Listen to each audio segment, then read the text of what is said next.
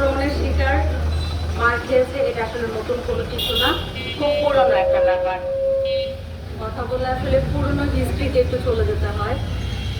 আমি বিবিসি নিউজে সাংবাদিকতা করি, আপনারা জানেন। তো আওয়ামী লীগ সরকারের আমলে কিন্তু আমিও একটা নিউজ করতে যে শ্রীপুরে হামলার শিকার হই। আমি হাতে গোনা গুটি কয়েক আমার সহকর্মীকে আমি পাশে পেয়েছিলাম, কিন্তু মোস্ট অফ দ্য সিনিয়র যারা, আমি কিন্তু ওইভাবে কাউকে পাশে পাইনি। আর সব থেকে লজ্জার ব্যাপার যেটা, সেটা হলো কিছু সহকর্মী থানার ফোন দিয়ে ওসিকে বলেছিল যাতে মামলা না নেওয়া হয়। কিছুক্ষণ আগে আমার এক বড় ভাই বলেছিল যে আপনি কি সেখান থেকে সুবিধা পেয়েছিলেন তাই চুপ হয়ে গিয়েছিলেন। না, আমি চুপ হইনি, আমি মামলা করেছিলাম, ওয়ারেন্ট বের হয়েছে, কিন্তু আসামিকে পুলিশ খুঁজে পাচ্ছে না। তার কারণ আসামির বিশাল শক্তি আছে, তাই সে লুকিয়ে আছে।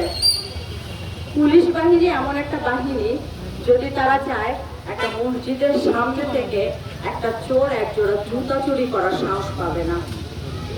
কিন্তু পুলিশ প্রশাসনকে আসলে সেভাবে ঢালাওভাবে সাজানোটা সম্ভব হয়নি। এখনো পুলিশ প্রশাসনের ভিতরে কিন্তু রয়ে গেছে, তাই এখনো পর্যন্ত ওয়ারেন্টভুক্ত এরকম আসামিগুলো পালিয়ে বেড়াচ্ছে।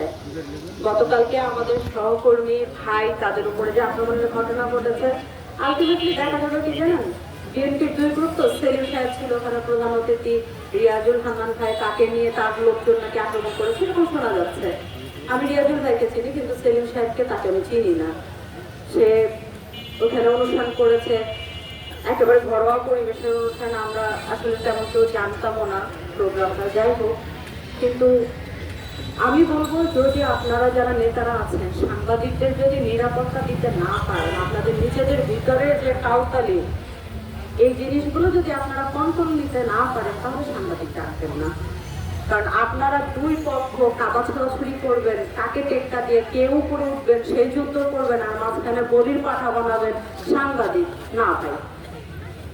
আর একটা কথা বলে দিই, সেটা হলো যে এইভাবে করে যদি সাংবাদিক নির্যাতন হতে থাকে এবং প্রশ্রয় পেতে থাকে, তাহলে 2 দিন পর আসলে সাংবাদিকতা করার জন্য আগে মুচি হতে হবে। কেন জানেন? তার কারণ মুচি হিসেবে নিজের জুতাটাকে ভালো করে সেলাই করে তারপর প্রোগ্রামে যেতে হবে। যদি মারপিটের অবস্থা হয় আর জুতা যদি এই অবস্থা খারাপ হয়, তাহলে তো দৌড়ায় খুলে পাবেন না। তাই সাংবাদিক করার আগে ভালো করে মুচি হন, জুতা সেলাইটা শেখেন, তারপরে সাংবাদিকতা যান।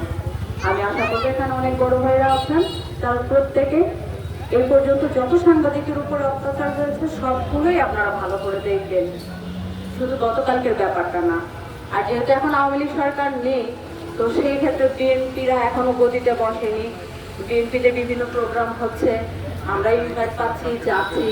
যদি এই ব্যাপারটা ভালো কোনো সুরাহা না হয়, তাহলে যদি আপনাদের ভিতরে একতা বলে কিছু থাকে, লজ্জা বলে কিছু থাকে, তাহলে একত্র হন।